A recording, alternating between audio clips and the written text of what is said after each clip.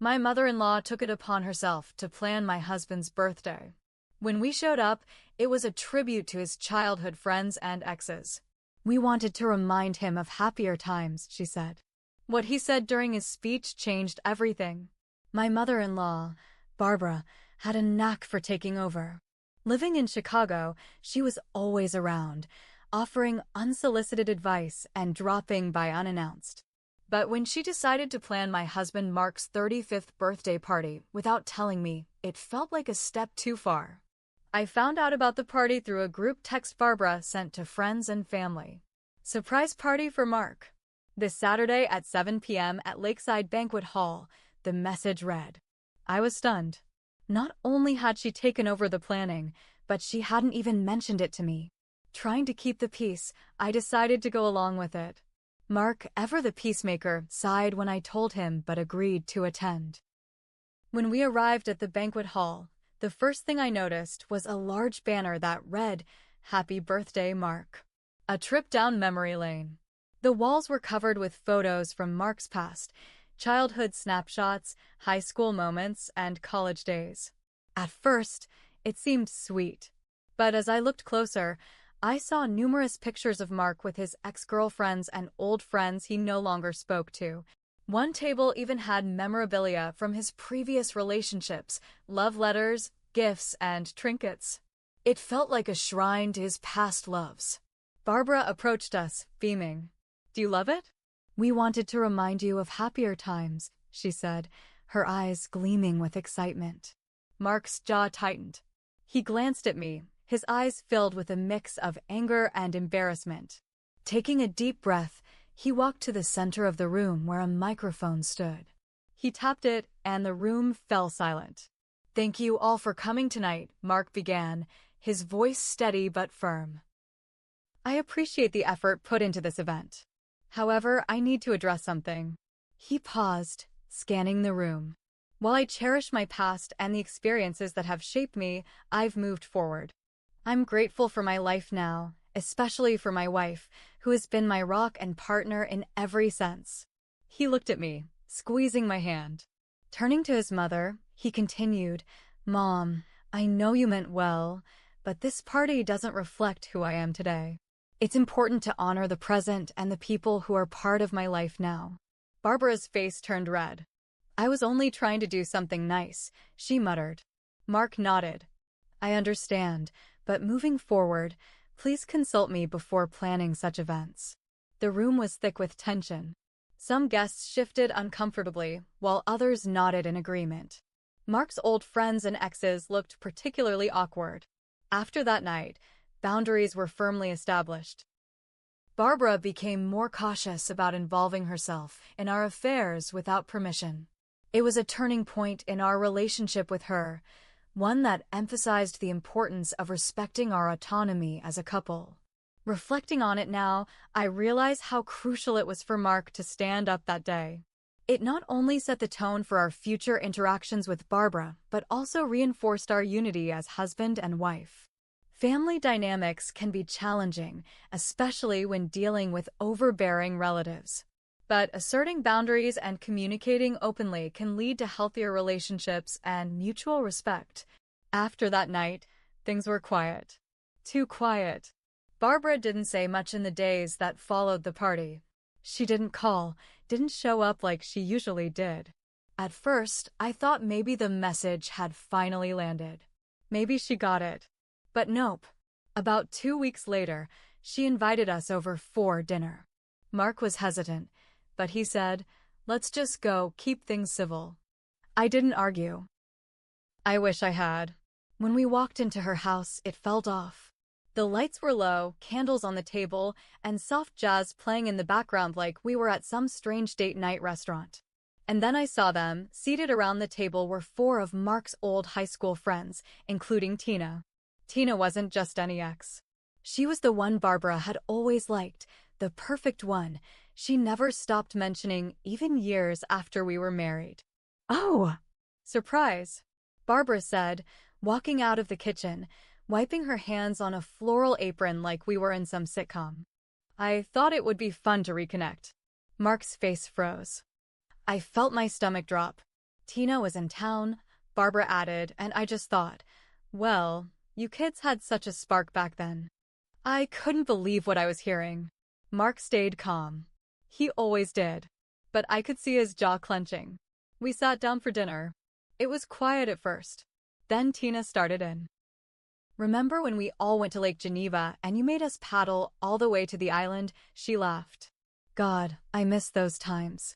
Barbara nodded enthusiastically. So full of life back then. Mark looked at me. I gave him the smallest nod. Say it. Say something. He put down his fork. You're right. I was full of life. I also made a lot of dumb choices. Not everything from the past deserves a reunion tour. Tina blinked. Wow. Okay. Barbara laughed awkwardly. Mark, really? It's just dinner. No, it's not, he said. This is just another one of your setups. She went quiet. Mark pushed back from the table. We're leaving. But that wasn't the end of it. A week later, I found out from a mutual friend that Barbara had been telling people I was controlling, that I was pulling Mark away from his family, that I was the reason he didn't see his friends anymore. She was poisoning the well, one phone call at a time. Even worse, she told Mark's cousin that I never liked his family anyway. A total lie. I had tried so hard to be part of them. So I told Mark everything. Every rumor I'd heard. Every person who had pulled me aside to ask, is everything okay between you and Barb? And then something I didn't expect happened. Mark sat down. He looked more tired than I'd ever seen him.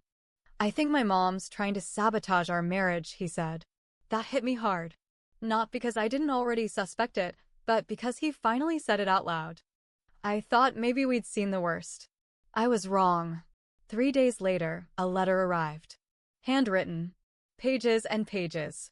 It was from Barbara. A guilt trip wrapped in a monologue. She called me a thief of time, accused me of stealing her son's loyalty, said I had turned him into a stranger she no longer recognized. I didn't respond. But Mark did. He mailed it back with one sentence added at the bottom, I'm not yours to control anymore. A few days after Mark sent the letter back, everything went quiet again. Too quiet. But if I'd learned anything by now, it was that with Barbara, silence didn't mean surrender. It meant she was planning. And yeah, she was. One morning, Mark got a call from his job's HR department. They were just following up on a concern. A concern? Apparently, someone had sent an anonymous email claiming Mark was emotionally unstable and under pressure at home. The message hinted at a family situation affecting his judgment at work. The phrasing was careful, but clearly personal.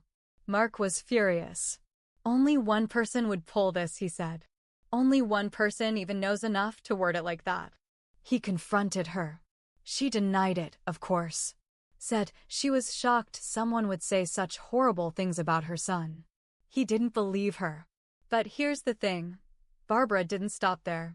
She changed tactics. Out of nowhere, she started posting old pictures of Mark on Facebook. Him and Tina. Him and his old high school friends. Pictures that had no business showing up now. Captions like, the good old days. Before things changed. Or, back when he smiled more. It was petty. But it worked. People started messaging Mark. Asking if he was okay. If I was okay. If we were going through something. It messed with his head. Made him second-guess everything. And then it got worse. Barbara showed up at his office. Uninvited. Walked right into the lobby with a Tupperware of his favorite casserole like it was 2005 and he still lived at home. Told the receptionist she was dropping off something for her baby. He had to walk her out in front of coworkers. He came home that night quiet. Sat down, took off his shoes, and stared at the wall. She's trying to wear me down, he said finally. She wants me to snap so she can be the victim again. And that's when he suggested the unthinkable. What if we moved? I was stunned. He'd lived in Chicago his whole life. His job, his friends, everything was here. But he was serious. Some space might be the only thing that works. She won't stop otherwise. We talked about it for days. We didn't make a final decision, but we started looking at places, quiet suburbs, even some options out of state. Just to see. And somehow, Barbara found out. She sent an email. Not to us, to Mark's boss. She accused me of pressuring Mark to relocate away from his family support system. She claimed I was interfering with his career growth for selfish reasons. That was it. Mark didn't just get angry. He got cold. Like stone. He took the email, printed it out, and scheduled a meeting with HR himself. Showed them everything. Explained everything. Put it all on the table. Then he blocked her. Phone, email, social media. She showed up at our house 2 nights later, banging on the door, screaming, crying. I've never seen Mark that way. He opened the door and just said, "You've burned every bridge, Mom. I warned you." He closed it before she could respond. And the very next morning, we got a letter in the mail. It was from Barbara's lawyer. So yeah, a lawyer. We opened the envelope in total silence. I already knew it wasn't going to be good, but I wasn't prepared for how bad it actually was. Barbara was threatening to file for grandparent visitation rights. We didn't even have kids. In her mind, she was preemptively setting up for a custody situation. She claimed we were emotionally unstable, that I was alienating her son from his family, and that when we eventually had children, she wanted court-protected access to them. It was insane. Mark laughed when he read it. Not a happy laugh. One of those I'm losing my mind laughs. Then he crumpled the letter and threw it across the room. He called the lawyer listed. The guy sounded almost embarrassed, like even he knew this was messed up. He admitted Barbara had been very emotional and that she'd paid him in cash to send the letter, just to make a point. A point? That's when something in Mark just snapped. He pulled out a folder we had kept over the past year. Every message, every voicemail, every social media post, every ridiculous stunt she pulled. He emailed all of it to the lawyer with a message that read, "Tell your client she doesn't know what war looks like yet." He wasn't kidding. First thing Mark did? He filed a formal complaint against her for harassment. Not just through personal means, but also through attempts to interfere at his workplace. Second, he made an appointment with a therapist, not for himself, for Barbara. She had been begging for family counseling for years when things went south. So now he gave her what she claimed to want, except it was with a court-appointed psychologist who would determine if she was mentally fit to be around us again. Third, he sent a message to every family member who had been caught in her lies. "I'm done pretending things are okay. Here's what she's done. If you side with her, we're done too." Some were shocked. A few backed off. But most? Silence. Because deep down, they'd always known she was like this. No one ever said anything. No one wanted to deal with her rage. I'll admit something here. I made mistakes too. I let things slide too many times. I smiled when I should have said, no. I told myself to be polite, to keep peace, to not start drama. But by keeping quiet, I gave her space to keep going. I enabled her, even when it hurt me. So I wrote her a letter too. Not emotional. Not angry. Just facts. You treated me like a rival. Like I was something you had to beat. You never saw me as part of your son's life, only a threat. You never asked what we wanted, only pushed your own version of family. That's over now. I will not apologize for protecting my marriage from you. We mailed it. Certified. She never responded. That was the last time we heard from Barbara. Mark and I ended up moving not far, just far enough. We bought a house in a quiet suburb where her car had never been and hopefully never will be. The truth is, people always tell you family is everything. But sometimes, family is where the deepest wounds come from. And sometimes, the most loving thing you can do is walk away. Not for revenge. Not for drama. But for peace. We haven't spoken to Barbara in over a year now. No surprise visits. No calls. Nothing.